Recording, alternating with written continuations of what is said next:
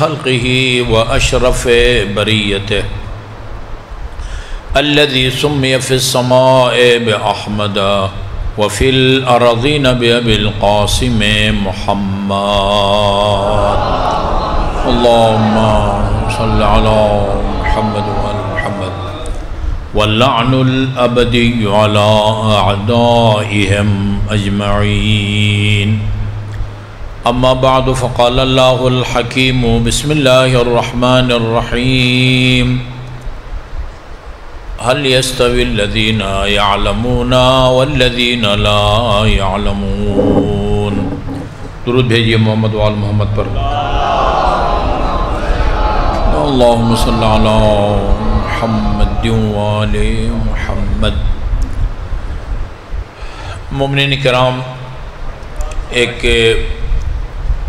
ناقابل انکار حقیقت ہے جس کا کوئی مسلمان جو قرآن کو آسمانی کتاب سمجھتا ہے وہ اس حقیقت کا انکار نہیں کر سکتا، اور وہ حقیقت یہ ہے کہ روز قیامت انسان کے اچھے اعمال اور برے اعمال ان کا موازنہ ہوگا، تولے جائیں گے، نیکیوں کا وزن زیادہ ہو یا برائیوں کا، اس کے مطابق اس کا انجام ہوگا۔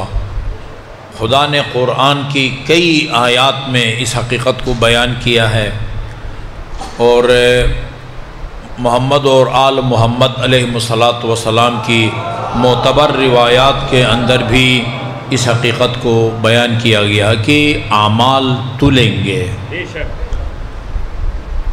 اعمال کے تلنے کا طریقہ کیا ہوگا؟ وہ ترازو کتنا بڑا ہوگا جس میں میرے اور آپ کے زندگی بھر کے اعمال کو تولا جائے گا؟ اس کی گہرائی میں جا کے سمجھنا وہ میرے اور آپ کے بس میں نہیں ہے، چونکہ بس میں نہیں ہے لہٰذا پھر ہماری ذمہ داری بھی نہیں بنتی۔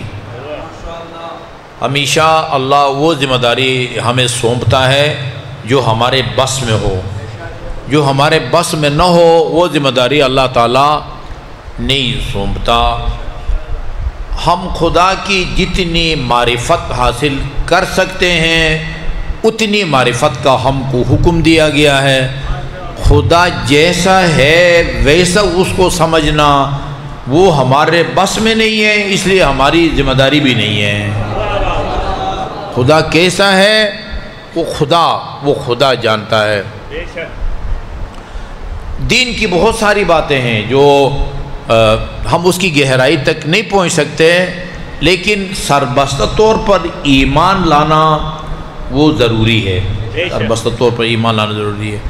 کس طرح اعمال تلیں گے اس کی تفصیل ہمیں معلوم نہیں ہے، لیکن سمجھانے کے لیے روایات میں ہے کہ بھئی ترازو کے ایک پلڑے میں تمہاری نیکیوں کو رکھا جائے گا، دوسرے پلڑے میں تمہاری برائیوں کو رکھا جائے گا، لیکن واقعاً کوئی ترازو ہوگا، اس کا ایک پلڑا کتنا بڑا ہوگا، پنجاب جتنا ہوگا، سندھ جتنا ہوگا، ساری زندگی کے اعمال تلیں گے۔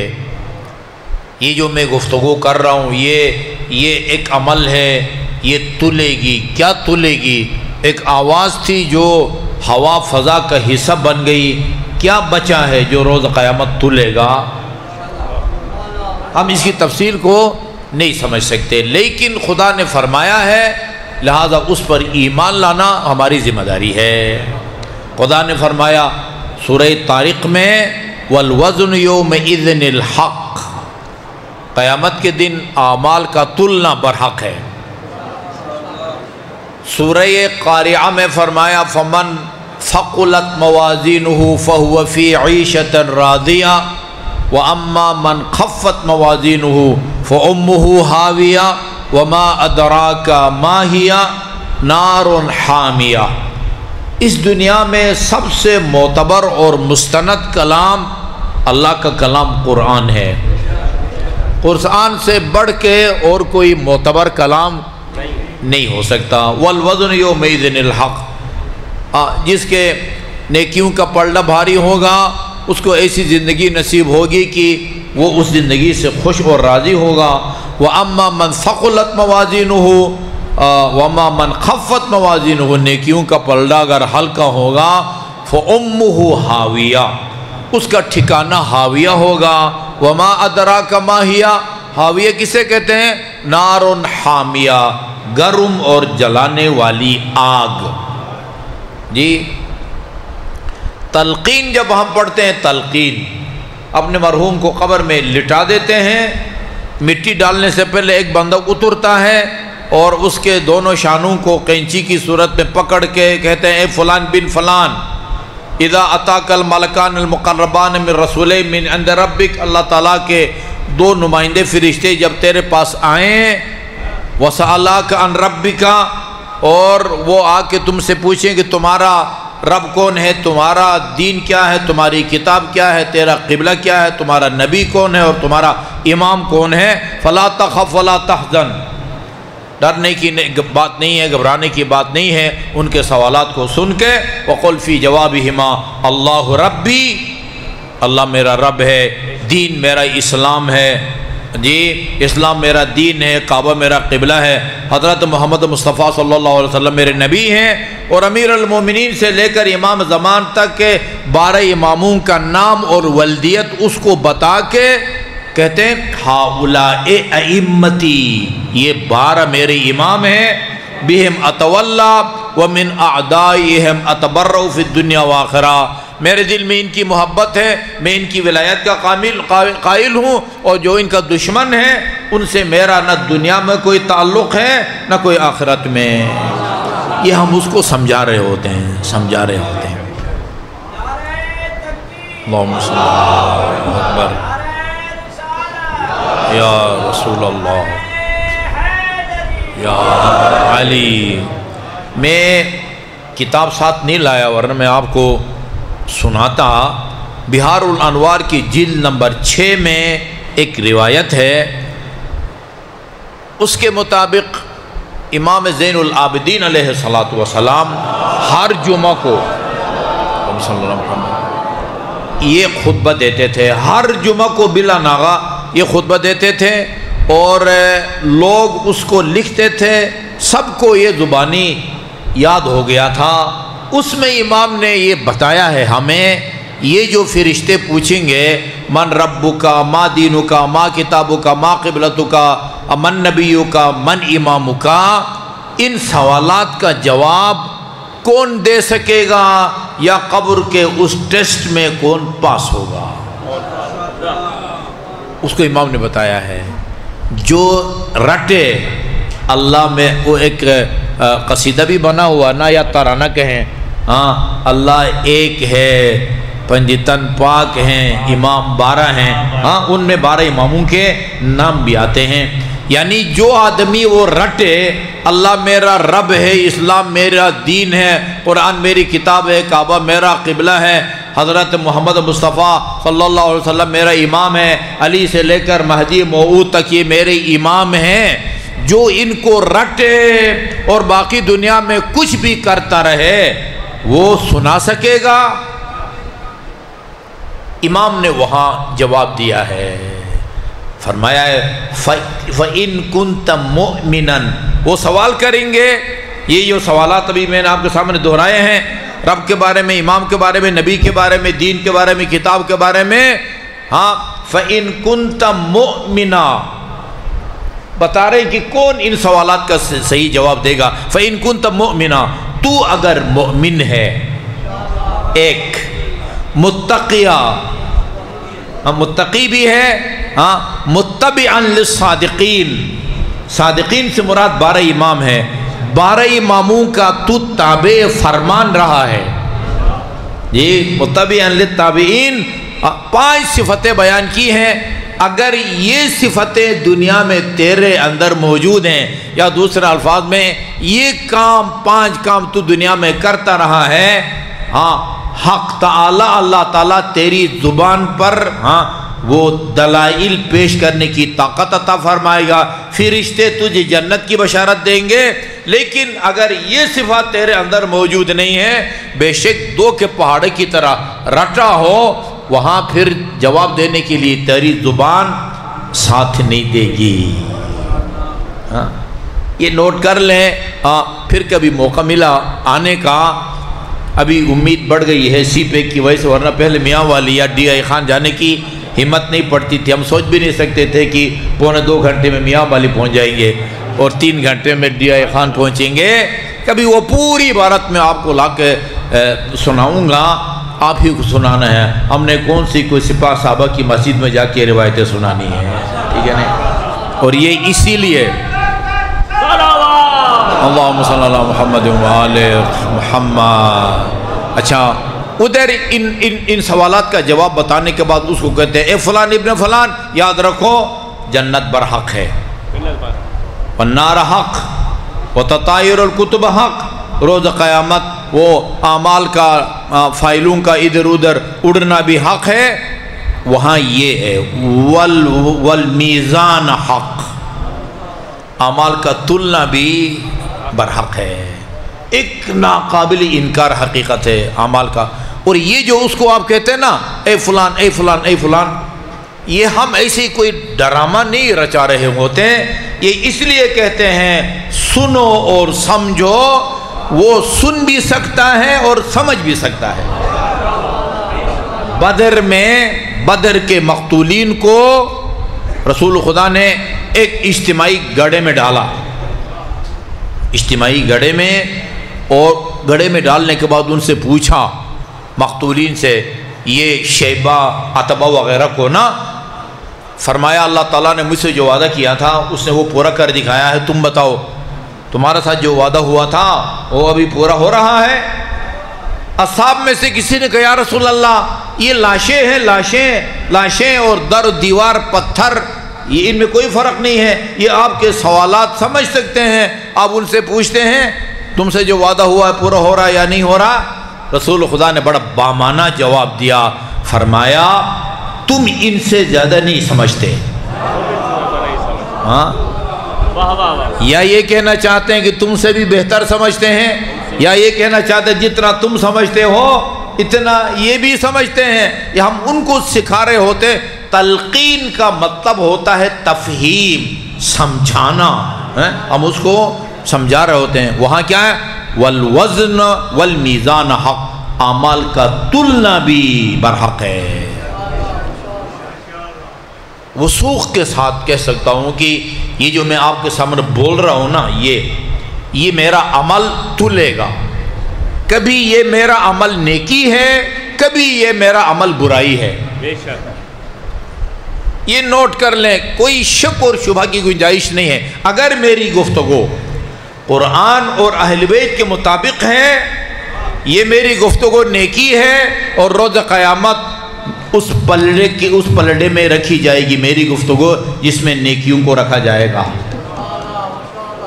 جی اور اگر خدا نہ خواستہ میری گفتگو حق نہیں ہے، سچ نہیں ہے، قرآن اور اہل بیت کے مطابق نہیں ہے، قرآن کے خلاف ہے، اہل بیت کے مستند فرمان کے خلاف ہے، یہی گفتگو برائی ہے، اور پھر روز قیامت اس کو اس پلڑے میں رکھا جائے گا جس میں گناہوں کو رکھا جائے گا. ٹھیک ہے جی، یہ میرا انجام. اور آپ کا کیا خیال ہے؟ آپ کوئی مرفوع القلم ہے؟ مرفوع القلم کسے کہتے ہیں؟ مرفوع القلم عام طور پر دیوانہ پاگل کو کہتے ہیں.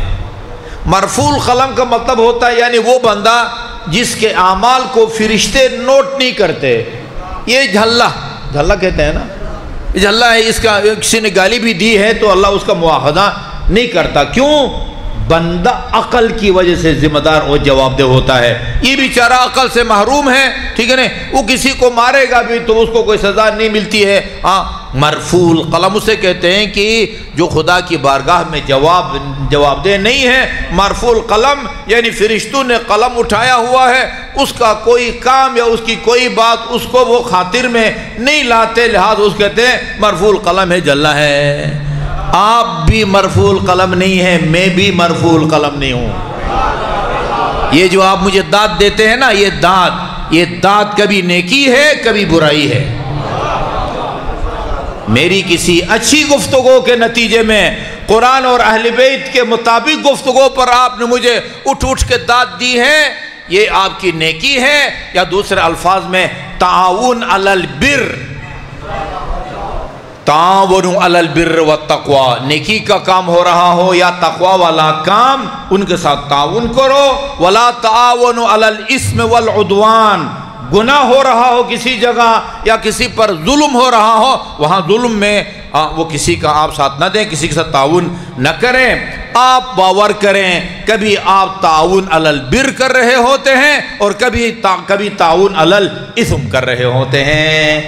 آپ کا خطیب، آپ کا ذاکر، ذاکر کے نام سے آتا ہے، حجت الاسلام کے نام سے آتا ہے، ثقت الاسلام کے نام سے آتا ہے، بجلی گھر، ایٹم بم، یہ سارے ہیں نا القاب، جس نام سے بھی آپ کے پاس آتا ہے جی، اس کی گفتگو حق ہے اور حقیقت ہے، اور اب اس کو داد دیتے ہیں۔ یہ آپ کا داد نیکی ہے، اور روز قیامت اس پلڑے میں رکھی جائے گی جس میں نیکیاں ہیں۔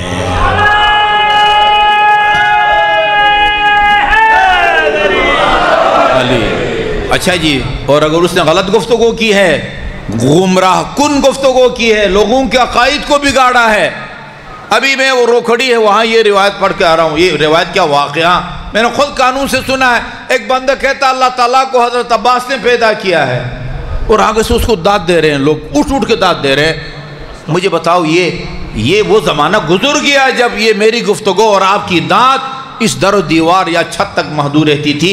میں سانس لیتا ہوں نا، سانس امریکہ میں اس کو سن رہے ہیں لوگ، افریقہ میں سن رہے ہیں، نیو یارک میں سن رہے ہیں، لیبیا میں سن رہے ہیں۔ ایک شخص ساتھ آئے تھے 2-4 سال پہلے، کہا میں لیبیا میں رہتا ہوں، محرم کے دنوں میں ہادی ٹی وی کے علاوہ کوئی ہمارے پاس ذریعہ نہیں ہے جہاں ہم مجالس سن سکیں۔ محرم الحرام میں، عزاداری کا ایام میں کہیں کوئی مجلس نہیں ہوتی ہے۔ یہ میں کہا کرتا ہوں، یہ جو ہے نا سوشل میڈیا، یہ تلوار ہے، تلوار سے علی نے مرحب کو مارا، عمر بن عبدود کو مارا، انتر وغیرہ وغیرہ کو مارا، اور اسی تلوار سے 21 رمضان کو 19 رمضان کو علی کو شہید کیا گیا۔ یہ تلوار کی طرح ہے جی، اس سے غلط استفادہ کرنا، صحیح استفادہ کرنا، یہ ہمارے ہاتھ میں ہے۔ ٹھیک ہے جی، اگر اچھی گفتگو، علی کے حقیقی فضائل بیان کیے ہیں اور آپ نے مجھے داد دی ہے، مجھے فضائل بیان کرنے والے کا اجر ملے گا، آپ کو فضائل سننے والے کا اجر ملے گا جی۔ علی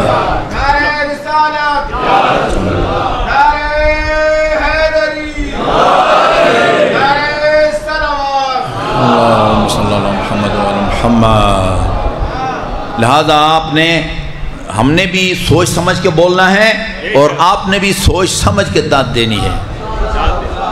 اب اگلا مرحلہ یہ ہے کہ آپ اس قابل بنیں کہ سمجھ سکیں کہ یہ جو گفتگو کر رہا ہے یہ قرآن اور اہل بیت کے مطابق ہے یا اس کے خلاف ہے، ورنہ کیا سمجھیں گے؟ آپ دیکھیں گے باقی لوگ داد دے رہے ہیں، آپ بھی داد دیں گے۔ یہ نہیں سوچا کہ یہ جو بات کہہ رہا ہے قرآن سے ٹکراتی ہے، اہل بیت کے مستند کلام سے، علی کے نہج البلاغہ سے ٹکراتی ہے، سید سجاد کے صحیفہ سجادیہ سے ٹکراتی ہے، اور باقی لوگوں کے دیکھا دیکھی آپ بھی کھڑے ہو کے داد دیں۔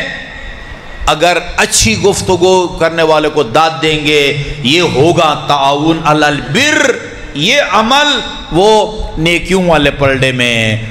غلط گفتگو کو داد دے رہے ہیں، یہ ہوگا تعاون علی الاثم، گناہ کرنے والے کے ساتھ آپ تعاون کر رہے ہیں، یہ لکھا جائے گا ترازو کے اس پلڑے میں جس میں برائیاں۔ اور ہماری مجلس کا تیسرا بنیادی رکن کون ہے؟ وہ نہ ہو تو نہ میں ہوں نہ آپ، وہ ہیں بانی۔ بانی مجلس کا اہتمام کرے گا تو میں آؤں گا نا اسلام آباد سے، آپ اعلان کریں گے، خصوصاً نیاز کا بھی بندوبست ہے جی بھرپور ہیں، تب لوگ آئیں گے نا۔ بانی مستند آدمی کو بلاتا ہے جو قرآن اور اہل بیت کے مطابق آپ کو سناتا ہے، فضائل بھی مصائب بھی۔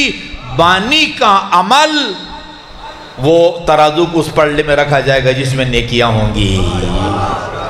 اور بلکہ مجھے عرض کرنے دیں، پڑھنے والے سے اور سننے والے سے زیادہ اجر کا حقدار بانی ہوا کرتا ہے۔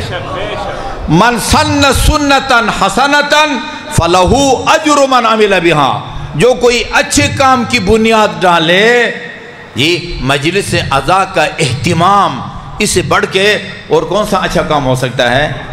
جی اس کا مطلب جتنے فضائل یہاں بیان ہوں گے، جتنی دفعہ آپ صلوات پڑھیں گے، جتنی دفعہ نعرہ تکبیر یا رسالت یا حیدری بلند کریں گے، وہ اس کا ثواب جہاں نعرہ لگانے والوں کو ملتا ہے، اس سے کئی گنا زیادہ اس مجلس یا محفل کے بانی کو اللہ تعالیٰ دیتا ہے۔ لہذا ہم نے سوچنا ہے کہ ہمارے اعمال، بولنے والے کا یہ عمل بھی تلے گا، سننے والے کی داد بھی تلے گی، اور بانی کا مجلس کا اہتمام، انعقاد، یہ بھی تلے گا۔ یہ اعمال ہیں۔ یا رسول اللہ، یا علی۔ اچھا جی، اللہم صلی اللہ محمد وآل محمد۔ یہ جو میں نے کہا نا، یہ زبان کا عمل ہے، زبان کا عمل۔ ہاتھوں کا عمل بھی، کبھی ہاتھ کے ذریعے اندھا آدمی نیک کام کرتا، شیطان کو جا کر کنکریاں مارتا ہے، یہ ہاتھ کی نیکی ہے۔ کبھی اس ہاتھ سے کسی یتیم کو تماچا مارتا ہے، یہ ہاتھ کی برائی اور وہ گناہ ہے۔ کبھی ہاتھ کی نیکی نیکی کے پلڑے میں، کبھی ہاتھ کی برائی اور گناہ برائی۔ اسی طرح کان سے آپ نے قرآن کی تلاوت سنی ہے، یہی عمل نیکی کے اور نیکی والے تھا اس پلڑے میں۔ اگر اسی سے آپ نے گانا سنا ہے، گانے کے طرز پر قرآن سنا ہے، گانے کے طرز پر قصیدہ سنا ہے، گانے کے طرز پر نعت شریف، گانے کے طرز پر مرثیہ، یہ برائی کے۔ میرے بچے چھوٹے تھے، مجھے کہا کہ ابو جی وہ ایک نعتوں کا کتابچہ لا دے، نعتوں کا نا۔ میں ان کو نعت کی کتاب لا کے میں ان کو دے دی۔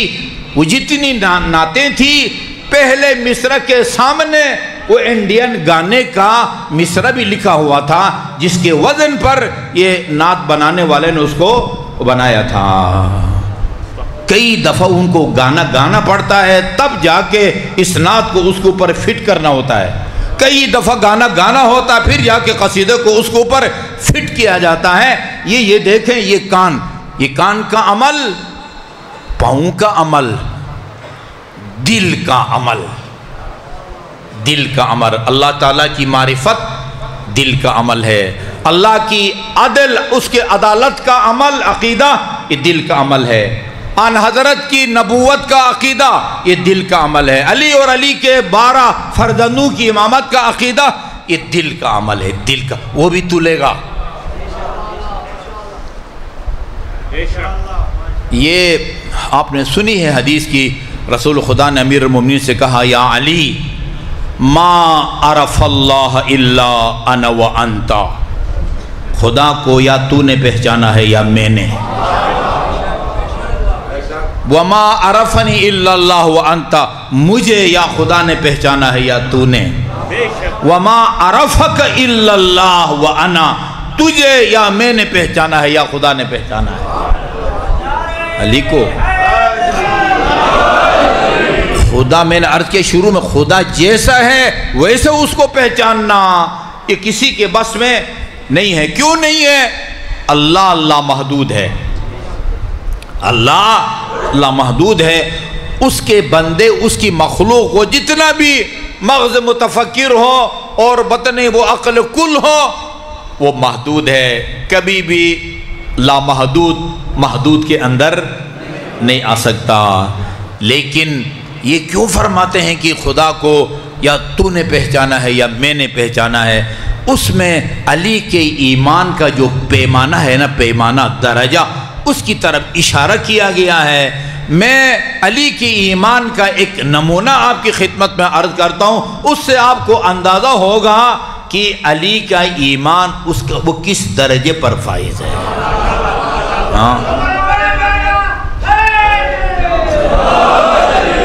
اچھا جی، اللہم صلی اللہ محمد وآل محمد۔ اچھا، اس وقت میں آپ کے سامنے ممبر پر بیٹھا ہوں اور آپ سب مجھے دیکھ رہے ہیں، آپ کو کتنے فیصد یقین ہے کہ یہ فلان، یہ شفا نجفی ہے؟ کتنے فیصد؟ 100%۔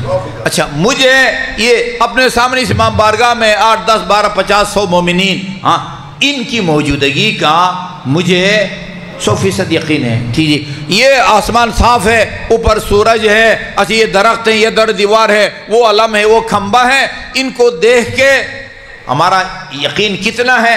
100% ہے نا۔ امیر المؤمنین نہج البلاغہ میں فرماتے ہیں جتنی تم اپنی آنکھوں سے ایک دوسرے کو دیکھ کے، دن کے وقت آسمان اور سورج کو دیکھ کے، اپنے آس پاس میں در و دیوار اور درختوں کو دیکھ کے جس طرح ان کا تمہیں یقین ہے، علی کو خدا کا اس سے بھی زیادہ یقین ہے، اس سے بھی زیادہ یقین ہے۔ ہاں اجلا من ان تراہ العیون، خدا پر علی کا ایمان اس سے بھی زیادہ مستحکم، پائیدار اور آشکار ہے جس طرح تم اپنی آنکھوں سے دکھائی دینے والی چیزوں، بھئی یہ گلاس سے اپنے آنکھوں سے دیکھا، ہاتھ بھی لگایا، جس طرح جتنا مجھے اس کا یقین ہے، علی فرماتے ہیں علی کو خدا کا اس سے بھی زیادہ، اسی لیے فرماتے تھے ما رأیت شیئا الا ورأیت اللہ قبلہ وفیہ وبعدہ، اس جس چیز پر بھی علی کی نظر پڑتی ہے علی کو اس سے پہلے بھی خدا نظر آتا ہے، اس چیز کے اندر بھی خدا نظر آتا ہے اور اس کے بعد بھی خدا نظر آتا ہے۔ یہ آپ کو پتہ ہے الحمدللہ اللہ نظر نہیں آ سکتا یا علی، اللہم صلی اللہ محمد۔ شیعہ عقیدے کے مطابق اللہ تعالیٰ دکھائی نہیں دے سکتا، ناممکن ہے، ناممکن۔ خاتون جنت علیہ السلام نے فرمایا اپنے خطبے میں الممتنع علی الابصار رؤیتہ، ممتنع محال۔ ابھی اس وقت جو ٹائم بھی ہے 4 بجے مثال کے طور پر یا 4:30 بجے، 4:30 بجے ہم لوگ یہاں موجود بھی ہوں اور نہ بھی ہوں، یہ ممتنع ہے۔ فرماتے جس طرح یہ ممتنع ہے اسی طرح اللہ کا دکھائی دینا بھی ممتنع ہے، نہ دنیا میں نہ آخرت میں، نہ دنیا میں وجود اور عدم دونوں جمع ہو سکتے ہیں، نہ آخرت میں وجود اور عدم دونوں۔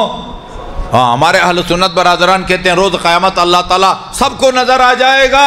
معراج کے سفر میں بعض کہتے ہیں رسول خدا نے اللہ تعالیٰ کو دیکھا، بعض کہتے ہیں نہیں دیکھا۔ ہمارے عقیدے کے مطابق اللہ نہ دنیا نہ آخرت میں، عقلی طور پر جو ناممکن ہے وہ ناممکن ہے، دنیا میں بھی ناممکن ہے اور آخرت میں بھی ناممکن ہے۔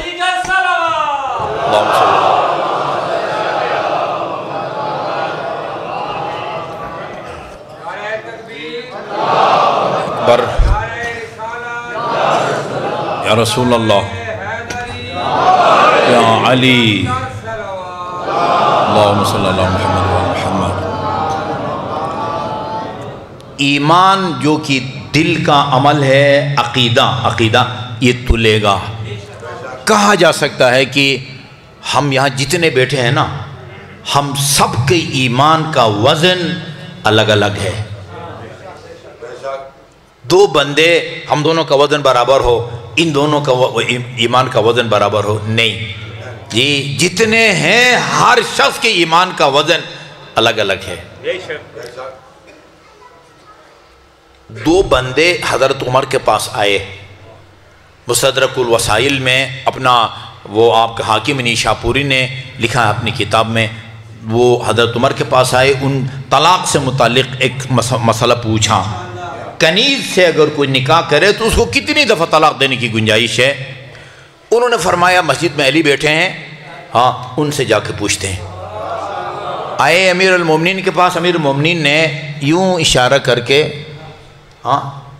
کبھی تاریخ نے یہ نہیں بتایا کہ کوئی سوال علی سے کیا گیا ہو اور آپ نے ایک لمحہ کے لیے تأمل کیا ہو، ایک لمحہ کے لیے۔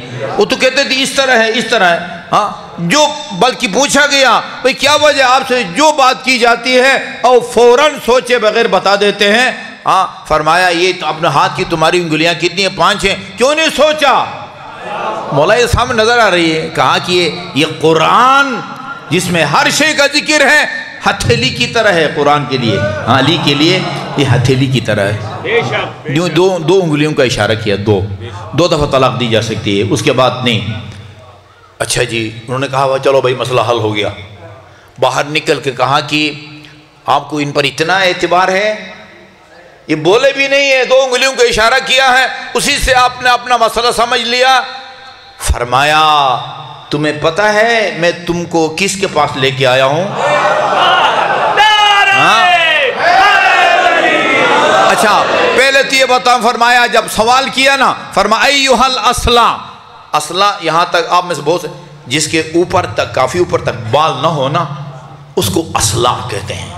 امیر المومنین کے القاب میں سے ایک لقب یہ تھا. یا علی نے کہا، یا امیر المومنین نے کہا ایھا الاسلا. شاید اس کی وجہ یہ ہو ساتھ اٹھتے بیٹھتے تھے، بے تکلف تھے. اب اردو میں پتہ نہیں کیا کہتے ہیں، اے اسلا. ہاں وہ کنیز کو کتنی طلاق دی جا سکتی ہے؟ تو آپ نے 2 انگلیوں کے اشارہ کیا. جب انہوں نے کہا کہ بھائی آپ کو اتنا اعتماد ہے کہ بس اشارے سے سمجھ لیا ہے، ان سے کوئی دلیل بھی نہیں پوچھی. فرمایا تمہیں پتہ ہے میں تمہیں کس کے پاس لے کے آیا ہوں؟ فرمایا لو وضعت السماوات السبع والارض فی کفۃ میزان. 7 آسمان اور زمینوں کو ترازو کے ایک پلڑے میں رکھو. وَوُضِعَ ایمان هَذَا فِي كَفَّةٍ اُخْرَى. اور اس یہ جو بیٹھا ہوا نا بورے نشین یا ابو تراب، اس کے ایمان کو ترازے کو دوسرے پلڑے میں رکھو. وہ پلڑا تمہیں جھکتا ہوا نظر آئے گا جس میں علی کا ایمان رکھا جائے گا. جی اللہ اللہ اکبر. یا رسول اللہ، یا رسول اللہ، یا علی.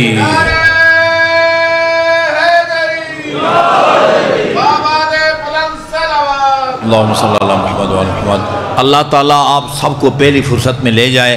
حرم امیر المومنین جائیں نا، حرم امیر المومنین میں وہ آخری دروازہ جس کے بعد اس میں داخل ہونے کے بعد سامنے زری ہے، وہ دروازے کے اوپر یہ حدیث لکھی ہوئی ہے کہ رسول حضرت عمر نے نقوالا لو وضعت السماوات السبع فی کفۃ میزان ووضع ایمان علی فی کفۃ اخرى. تو پھر وہ پلڑا جھکتا ہوا نظر آئے گا جس میں علی کا ایمان بھی تلے گا، ہاتھ کا عمل بھی تلے گا، کان کا عمل بھی تلے گا، آنکھوں کا عمل بھی تلے گا، دل کا عمل بھی تلے گا. ہم سے اگر کوئی پوچھے کہ روز قیامت میزان عمل میں سب سے زیادہ وزنی عمل کیا ہوگا؟ رسول خدا فرماتے ہیں اثقل الاعمال فی المیزان الصلاۃ علی محمد و آل محمد.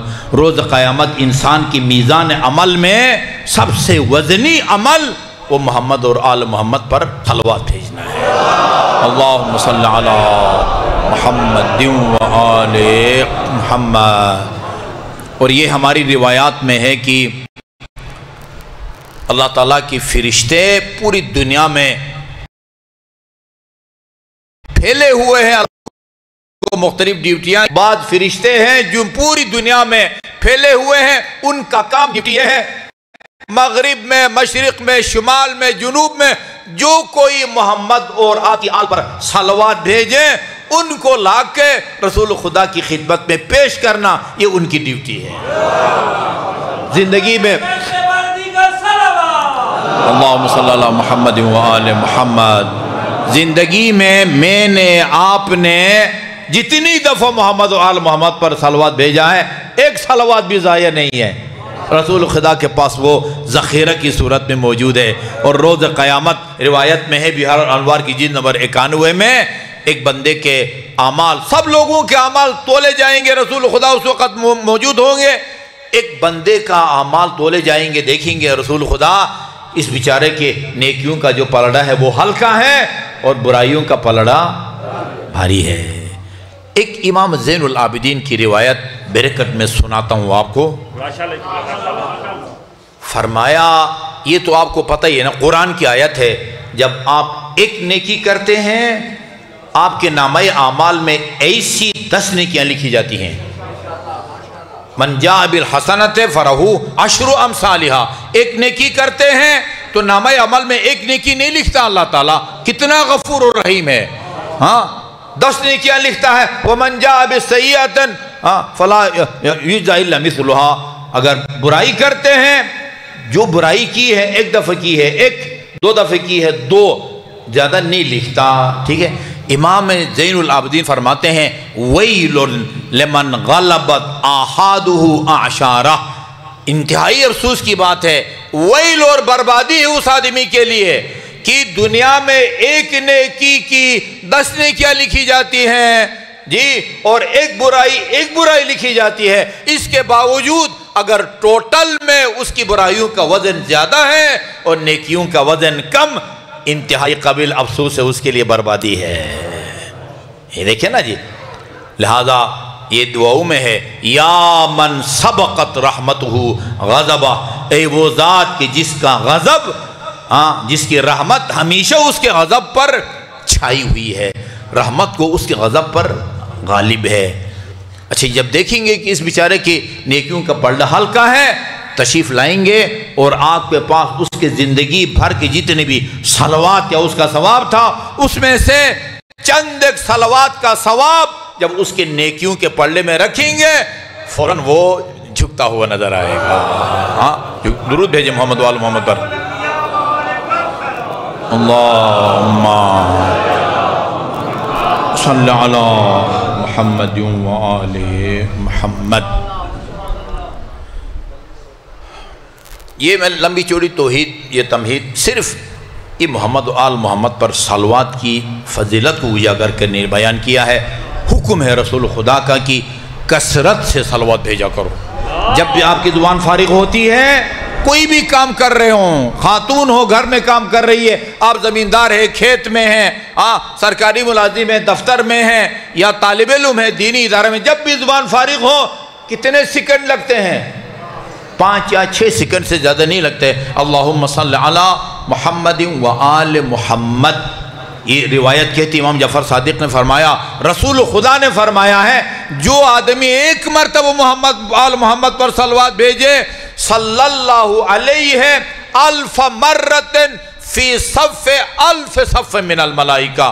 جب آپ ایک مرتبہ صلوات بھیجتے ہیں، اللہ تعالیٰ فرشتوں کے 1000 صفوں میں 1000 مرتبہ آپ پر اللہ تعالیٰ سے ثواب بھیجتا ہے. وما خلق اللہ من شیء الا وصلی علیہ لصلاۃ اللہ وملائکتہ. خدا کی تمام مخلوقات میں جمادات آتے ہیں، مخلوقات میں نباتات آتے ہیں، مخلوقات میں حیوانات آتے ہیں، انسان آتے ہیں، جنات آتے ہیں، فرشتے. بس یہ انہی کا نام سنا ہے مخلوقات میں. یا پتھر وغیرہ کی طرح نباتات ہیں، یا درختوں کی طرح نباتات ہیں، یا مال مویشی کی طرح حیوانات ہیں، یا ہماری طرح انسان ہیں، یا پھر جنات ہیں، یا اللہ کے فرشتے. جب خدا کی باقی مخلوق دیکھتی ہے کہ اللہ تعالیٰ نے 1000 فرشتوں کے 1000 صفوں میں فرشتوں کے ساتھ مل کے خدا صلوات بھیجتا ہے، پھر خدا کی تمام مخلوق وہ جہاں کہیں بھی ہو اس مومن پر صلوات بھیجتی ہے جو ایک مرتبہ محمد اور آل محمد پر صلوات بھیجے. اللہم صلی علی محمد و آل محمد. دیکھیں جی، ہر زمانے کی طرح یہ بہت ہی انتہائی حساس اور جو ہے نا تقدیر ساز جو ہے نا وہ کچھ معروضات عرض کرنے لگا ہوں. ہر زمانے کی طرح آج بھی ہمارے خلاف 3 قسم کے محاذ کھلے ہوئے ہیں، اور آپ نے ان تینوں محاذوں پر جو ہے نا ڈٹ کے دفاع کرنا ہے.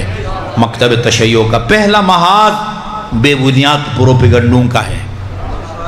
بے بنیاد پروپیگنڈے ایک صاحب ابھی سوشل میڈیا پر چھائے ہوئے ہیں، ان کا نام ہے مفتی فضل ہمدرد. یوٹیوب نکالیں اور دیکھیں یہ بندہ کیا کہتا ہے. مفتی فضل ہمدرد ہے، اہل سنت ہیں. وہ کہتے ہیں مدارس میں نا، دیوبندیوں کے مدارس، اہل حدیث کے مدارس، بریلویوں کے مدارس کے اندر طلباء کو یہ الزامات اور تہمتیں رٹائی جاتی ہیں، شیعہ یہ کرتے ہیں، یہ کرتے ہیں، شام غریبان کو یہ کرتے ہیں، شربت میں خون ملاتے ہیں، ذوالجناح کا پیشاب ملاتے ہیں، اور پتہ نہیں میت کو دفن کرتے وقت یہ کرتے ہیں۔ کتابوں کے اندر میں ایک دو نمونے عرض کروں گا، آپ کو اندازہ ہوگا، کتابوں کے اندر وہ بے بنیاد الزامات چھاپ دیے گئے ہیں۔ ابن تیمیہ جو شیخ الاسلام کے نام سے مشہور ہے، اس کی کتاب ہے منہاج السنہ، اس کے اندر اس نے لکھا ہے جو شیعہ ہے نا، یعنی شیعوں کو ایک انتہائی جو ہے نا وہ بربریت کے لوگ ہیں، خونخوار لوگ ہیں اور نامعقول لوگ ہیں، ان کا جب کوئی مرتا ہے نا عورت یا مرد، اس کو غسل وغیرہ دے کے دفنانے سے پہلے اس کا بائیں ہاتھ کاٹ دیتے ہیں۔ کیوں یہ کام کرتے ہیں؟ اس لیے کہ ابھی بتایا تھا نا، وہ روز قیامت وَأَمَّا مَنْ أُوتِيَ كِتَابَهُ بِيَمِينِهِ، جس کو اس کے دائیں ہاتھ میں عمل دیا جائے گا، فائل، وہ کہے گا ہاؤ مقرؤ کتابی، آؤ لوگوں پڑھو، یہ دیکھو میرا نامہ عمل ہے، میرا رزلٹ کارڈ ہے، میری عبادات کو دیکھو، میری نمازیں، روزے، زیارات، حج وغیرہ وغیرہ۔ وَأَمَّا مَنْ أُوتِيَ كِتَابَهُ بِشِمَالِهِ، جس کو اس کا نامہ عمل بائیں ہاتھ میں دیا جائے گا، وہ کیا کہے گا؟ یا لیتنی لم اوتی کتابیا، کاش یہ رزلٹ جو ہے نا وہ مجھے نہ دیا جاتا۔ یہ بائیں ہاتھ اس لیے کاٹتے ہیں کہ جب فرشتہ اس کے برائیوں والے اعمال اس کو بائیں ہاتھ میں تھمانے کے لیے آئے نا، وہ کہے گا پالنے والے میرا بائیں ہاتھ تو ہے ہی نہیں، کھبا ہاتھ میرا کٹ گیا ہے۔ یہ دیکھیں عقل سے کب تک یہ جھوٹ جو ہے نا وہ چھپا رہے گا؟ آخر چھاپ دی گئی ہے، وہ عام کسی محلے کے مولوی نے کوئی اشتہار نہیں چھاپا، وال چاکنگ کے ذریعے نہیں۔ منہاج السنہ، علامہ ہلی کی کتاب جو امامت کے موضوع پر لکھی ہے، منہاج الکرامہ، اس کے جواب میں یہ لکھا ہے، اور جواب میں یہ ناقابل تسخیر جو ہے نا وہ دلیل پیش کرتا ہے۔ یہ اپنے مرحوم کو دفنانے سے پہلے بائیں ہاتھ کاٹ دیتے ہیں۔ العقد الفرید میں لکھا ہے، یہ جو شیعہ ہے نا، یہ جن 10 صحابہ کرام کو رسول خدا نے دنیا میں جنت جانے کی بشارت دی تھی، ان صحابہ کرام سے دشمنی کی وجہ سے 10 کی جو عدد ہے نا، فگر، اس سے بھی نفرت کرتے ہیں شیعہ۔ اس لیے جب کوئی مکان بناتے ہیں، ہسپتال بناتے ہیں، مسجد، امام بارگاہ، وہ خیال رکھتے ہیں کہ اس کے پلر جو ہے نا وہ 10 نہ ہوں۔ کس لیے؟ ان 10 صحابہ کرام سے نفرت و دشمنی کی وجہ سے۔ یہی وجہ ہے ہاں جب ان سے، اور وہ جب گنتے ہیں نا، بیٹے ذرا گنتی سناؤ، 1 2، کہتے جب وہ گنتے ہیں نا 1 2 8 9 کے بعد پھر 10 نہیں بولتے، 9 جمع 1، یہ 10 کا عدد جو ہے نا وہ زبان پر نہ آئے۔ شرم کی بات ہے، حیا کی بات ہے، کتاب کے اندر چھاپ دی گئی ہے، یہ بات چھاپ دی گئی ہے، باور کرایا گیا ہے۔ یہ ہمارے سی ڈی اے کے ریٹائرڈ ہیں، ایک مومن ہیں، آج کل مریض ہیں، انہوں نے مجھے بتایا، میں سروس کے دوران اپنے دفتر کے کچھ ساتھی اور کلیگ کے ساتھ وہ علاقہ پشاور کی طرف کہیں آگے گئے، میرے ساتھیوں نے تعارف کرایا وہاں کے لوگوں کے سامنے، یہ ان کا نام فلان ہے اور یہ ہمارے دوست ہیں، اہل تشیع سے ان کا تعلق ہے، اہل تشیع ہے۔ تشیع کہتے ہیں وہ غلط ہے، وہ تشیع جنازہ کے لیے آتا ہے، اہل تشیع شیعوں کو کہا جاتا ہے۔ انہوں نے کہا یہ اہل تشیع ہے، وہ ہمارے مولوی تو کہتے ہیں ان کے بہت بڑے بڑے کان ہوتے ہیں، وہ جب لیٹتے ہیں تو ایک کان بچھاتے ہیں دوسرا اوپر، ان کے تو ہماری طرح چھوٹے چھوٹے کان ہیں۔ یہ آپ ہنس رہے ہیں، باور کرایا گیا ہے، باور کرایا گیا ہے۔ اچھا دیوار پر لکھتے ہیں زکوٰۃ کے منکر ہیں، سوچنے والا نہیں سوچتا یہ زکوٰۃ کی کس طرح منکر، اچھا یہ منکر وہ اس کے منکر ہیں، اس لیے کہتے ہیں زکوٰۃ کے منکر۔ ہم کرنسی میں زکوٰۃ کے قائل نہیں ہیں، حکومت کو ہم نے منوایا ہے، ضیاء الحق کو منوایا ہے، اور پھر عشر جو ہے ہمارے بینکوں میں ہم فارم بھر کے دیتے ہیں، زبردستی جو ہے عشر وہ حکومت نہیں کاٹتی۔ لیکن ابھی حکومت نے ابھی کوئی خاص توجہ نہیں، بلکہ فون کرتی ہے حکومت، بینک فون کرتا ہے، آپ اگر نہیں دینا چاہتے ہیں نا تو یکم رمضان سے 1 2 دن پہلے وہ پیسے نکلوائیں، تاریخ گزر جائے دوبارہ جمع کرائیں۔ ایک دفعہ ایک آئی جی لیول کا ریٹائرڈ بندہ، میں جامعہ اہل بیت میں اپنے کمرے میں بیٹھا ہوا تھا، جنگ میں مضمون لکھتا ہے گاہے گاہی باز خان، جی میرے پاس آیا فارم لے کے، کہا کہ قبلہ دستخط کریں. کس باب کی دستخط کروں؟ کہ میں شیعہ ہوں. میں نے کہا آپ کو تو ساری دنیا جانتی ہے, میں خود آپ کے کالم پڑھتا ہوں, آرٹیکل پڑھتا ہوں, سب کو پتہ ہے. کہتا ہے مجھ سے زیادہ امام جعفر صادق کو کون مانتا ہے؟ کہا میں اس کو اس قابل نہیں سمجھتا کہ وہ مجھ سے زکوٰۃ وصول کرے. ہم زکوٰۃ کے منکر نہیں ہیں, ہم کرنسی میں زکوٰۃ کے قائل نہیں ہیں. اس کے لیے ہمیں منکر زکوٰۃ ڈکلیئر کر دیا, دیواروں پر لکھ دیا. ہماری رواداری ہے کہ ہم اہل سنت بھائیوں کو خمس کا منکر نہیں کہتے, جبکہ وہ خمس نہیں دیتے. لیکن کیوں نہیں دیتے؟ ان کا یہ خیال ہے خمس صرف مال غنیمت میں ہے, 10واں سپارہ کے سکول میں ہے نا. آج کل کوئی جنگ نہیں ہے, کوئی مال غنیمت نہیں ہے, اس لیے ہم نہیں دیتے. اس وجہ سے ہم ان کو منکر خمس نہیں کہتے, لیکن ہمیں منکر زکوٰۃ کہا جاتا. کس لیے؟ کرنسی میں زکوٰۃ کے قائل نہیں. حالانکہ ہم 9 چیزوں کی زکوٰۃ دیتے ہیں. 9 گندم, جو, کشمش, اونٹ, گائے, بھینس, سونا چاندی, بشرطی کہ وہ سکے کی صورت میں ہو. جی منکر زکوٰۃ, منکر قرآن. ابھی بھی شرم نہیں آتی مولوی چینلوں پر آ کے یہ قرآن کے منکر ہیں, ان کو قرآن یاد نہیں ہوتا. آج کی سوشل میڈیا کے دور میں شیعہ چھوٹے چھوٹے بچے جا کے بین الاقوامی مقابلوں میں پہلی پوزیشن حاصل کر رہے ہیں, حفظ میں بھی اور تلاوت میں بھی. اور یہاں مولوی آج بھی چینل پر آ کے ان کو قرآن یاد نہیں ہوتا. یہ پروپیگنڈے کا جواب بھی آپ نے پروپیگنڈے سے دینا ہے. دوسرا محاذ جو پہلے سے زیادہ خطرناک ہے نا, یہ ہمارا اپنا ممبر ہے. یہ سب سے زیادہ خطرناک ہے, اس کے بارے میں زیادہ بندہ بول بھی نہیں سکتا. جی یہاں سے وہ گفتگو کی جاتی ہے کہ جس کا کوئی بندہ دفاع ہی نہیں کر سکتا. دفاعی ابھی دیکھیں نا, 2-3 مثالیں میں نے آپ کے سامنے دی ہیں. جی 2-3 مثالیں آپ کے سامنے دی ہیں, اور پھر غلط گفتگو کرتا ہے, ہزاروں کا مجمع اس کو داد دے. تو پھر لوگ یہی کہتے ہیں نا بھائی ان سب کا یہی عقیدہ ہے, ورنہ کوئی تو اٹھ کے اس کو روکتا ٹوکتا نا. اس کا مطلب ہے کہ بولنے والے کا جو عقیدہ ہے وہ عقیدہ سننے والے کا. آخری محاذ کو ابھی میں ذکر نہیں کرتا, ٹائم ختم ہو گیا, قبلہ بھی تشریف لے آئے. پروپیگنڈا. پروپیگنڈا آج کی دنیا نے جو ہے نا وہ پروپیگنڈا شامیوں سے سیکھا ہے. شامیوں سے. شامیوں نے کیا پروپیگنڈا کیا تھا؟ واقعہ کربلا کے بعد ایک باغی گروہ نے حاکم وقت جی اسلامی ممالک کا شرعی اور قانونی حاکم کے خلاف بغاوت کی تھی. مردوں کو قتل کر کے ان کی عورتوں کو قیدی بنا کے لایا گیا ہے. یہ پروپیگنڈا کیا تھا. اس پروپیگنڈے کا جواب دیا ہے علی کی شیردل بیٹی نے اور امام سجاد علیہ السلام نے. شیخ محمود حسین کاشف الغطاء, ان کی ایک چھوٹی سی کتاب ہے السیاست الحسینیہ. السیاست الحسینیہ, اس میں لکھتے ہیں کہ جب سب شہید ہو گئے نا کربلا میں, عصر عاشور کو اصحاب شہید ہوئے, پھر بھائی اولاد اور خود امام بھی جب شہید ہوئے, کوئی نہیں بچا. اب میدان میں آنے کے قابل کوئی نہیں بچا. یا خیموں میں امام زین العابدین ہیں یا امام محمد باقر. جی جناب زینب کبریٰ گئی میدان میں,